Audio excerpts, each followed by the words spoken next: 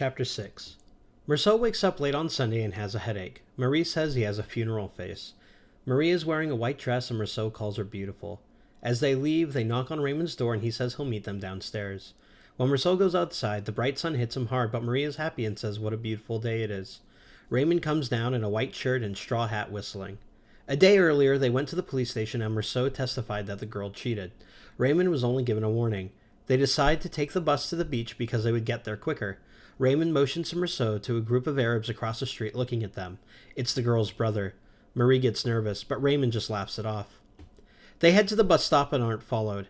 They then get on the bus. On the way, Raymond keeps making jokes to get Marie to laugh. When they get to the beach, they have to cross a plateau to get to the beach house, and Marie has fun using her bag to knock petals off the flowers. They get to the wooden bungalow owned by Raymond's friend Mason. Mason is a big guy with a short wife who has a Parisian accent. He tells Meursault that he and his wife spend every weekend there. Meursault hears Marie laugh with Mason's wife, and for the first time, he really thinks he's going to get married. Marie, Mason, and Meursault go down for a swim. The sand feels really hot, and they have some small talk. They then go swimming. Marie and Meursault swim together out to deep water on their backs. After a while, Mason heads back to the beach to lay in the sun. Marie and Meursault swim together, then they head back to also lay in the sun.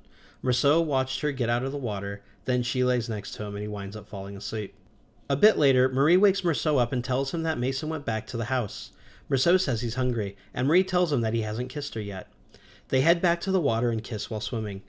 When they get back to the house, Meursault said he's starving, and Mason says out loud that he likes Meursault. They eat a large lunch of fish and meat, bread, and drink a lot of wine. Coffee comes, and Meursault is smoking a lot and his head hurts. Everyone is talking about staying on the beach in August and sharing expenses. Marie says that it's only 11:30 in the morning and everyone is surprised. Mason wants to take a walk after lunch, so Raymond, Meursault, and Mason head back to the beach as the two women take care of the dishes. As they are walking on the beach, the sun and heat are unbearable. The beach is empty and Mason and Raymond are talking until Raymond mentions something, and Meursault looks up and sees two Arabs in blue overalls walking towards them. Raymond says that one of them is the brother. As they get closer, Raymond says he'll take one and Mason will take the other one. He tells Meursault to wait in case a third one jumps out.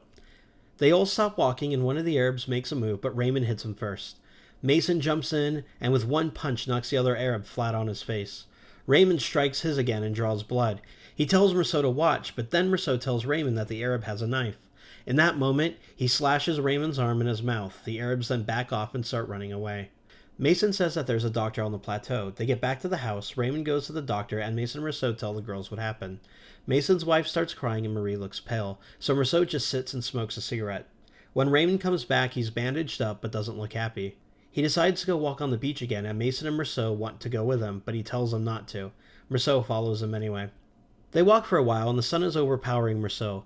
At the end of the beach, they get to a little spring. The two Arabs are there. One is laying down playing a reed, and the other is standing, watching Raymond. Raymond sticks his hand in his pocket and asks Meursault if he should let the guy have it. Meursault tells Raymond that he shouldn't shoot him without reason, and that he needs to draw his knife. Raymond starts to get worked up, so Meursault tells him to give him the gun, and Raymond can take on the Arab man to man. Meursault says he'll shoot if he draws a knife again. Raymond hands Meursault the gun, and as the sun shines off it, Meursault realizes that he could either shoot or not shoot. At this point, the Arabs leave, and Raymond and Meursault go back to the house.